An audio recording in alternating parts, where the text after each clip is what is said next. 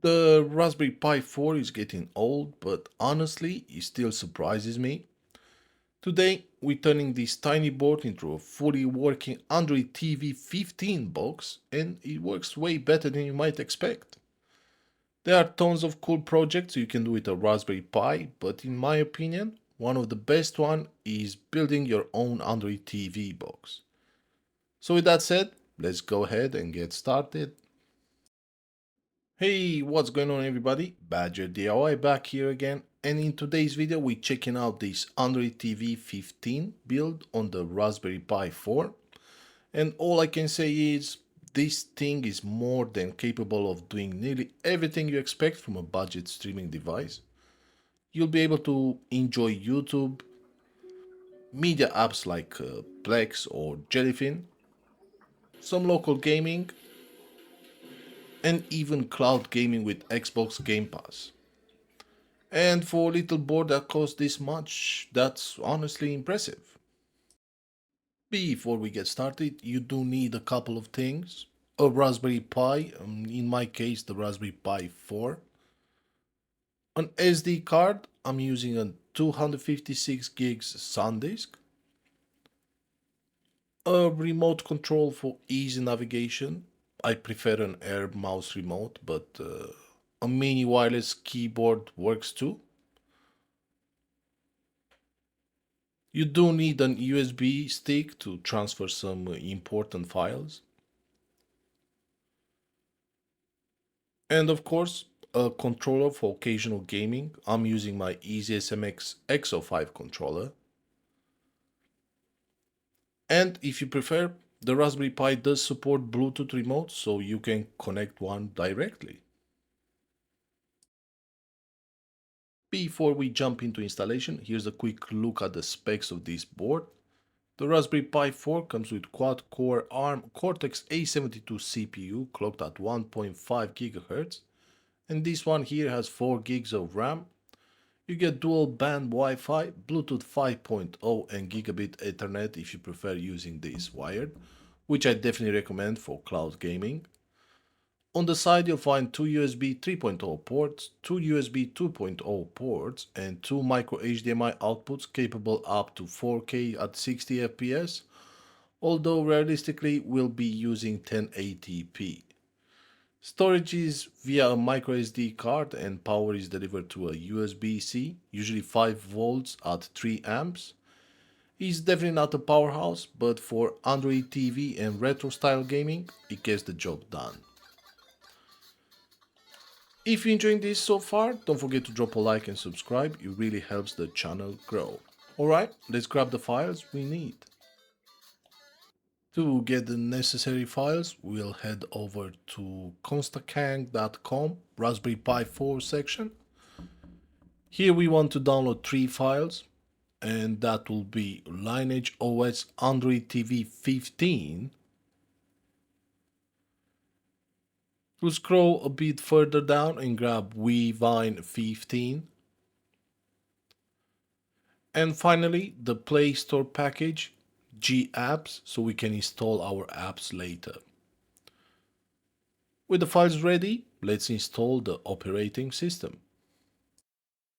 For installation, we'll use Balena Etcher. Just select LineageOS image, select your SD card, click Flash and agree with everything. This will take a few minutes, so go ahead and grab your favorite snack or drink. Meanwhile, on the USB stick, place the G-Apps, it's your Play Store, files and the Widevine file. Okay, now let's boot it up. The first boot is always the longest. Once you finish the initial setup, head into Settings, System, Buttons, and enable Advanced Restart. Then go back and open Raspberry Pi settings. Set audio output to HDMI. Now restart your system and this time choose recovery. Alright, let's install G-Apps and Widevine.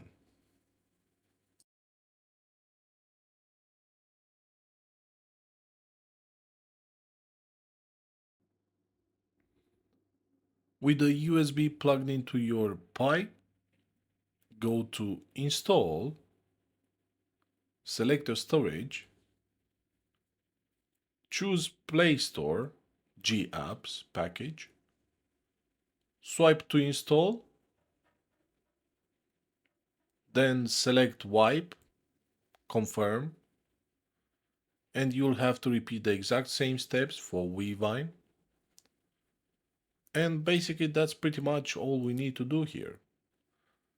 You'll have to click on the top arrows and select Reboot, select System, and that is it. Now let's check if everything worked. Now on your first boot back into the system, when Play Store asks you to sign in, I recommend skipping for now and doing it after setup, just like this.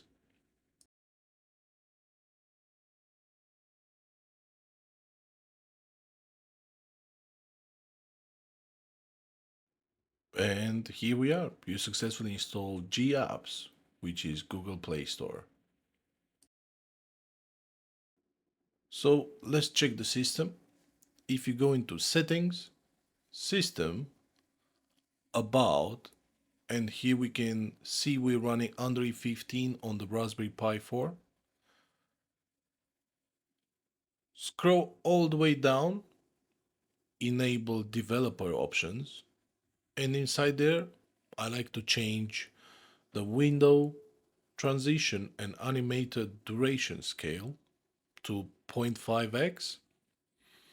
This just makes everything feels a bit faster. Alright, time to install some apps. Play Store works as it should, so you can now download your favorite apps, YouTube, Downloader, Jellyfin, whatever you like.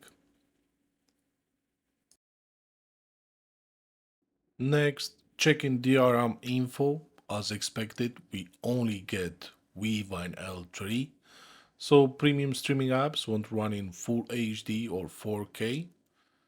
But realistically, this doesn't really affect YouTube, which can run smooth 1080p playback.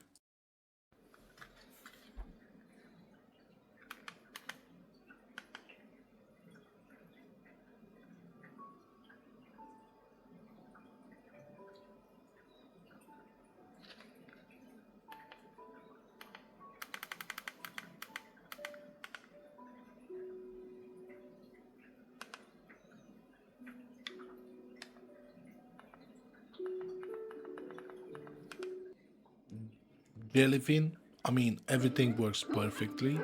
Media apps in general.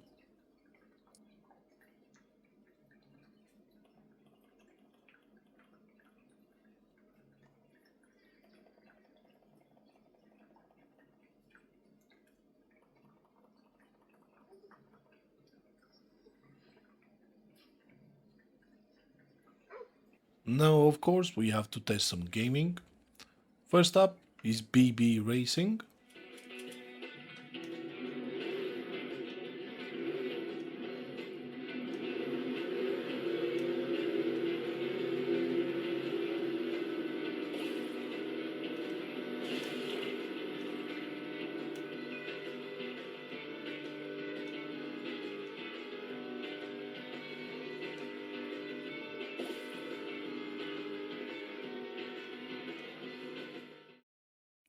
Followed by Asphalt 8.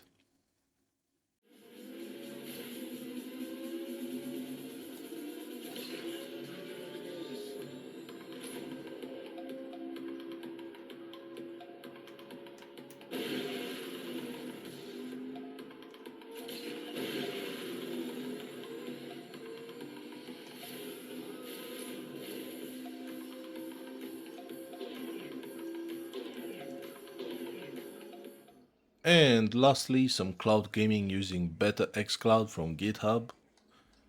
Unfortunately, we do get some performance drops here, but that's simply due to Wi-Fi. If you run this wired via Ethernet, expect much better results.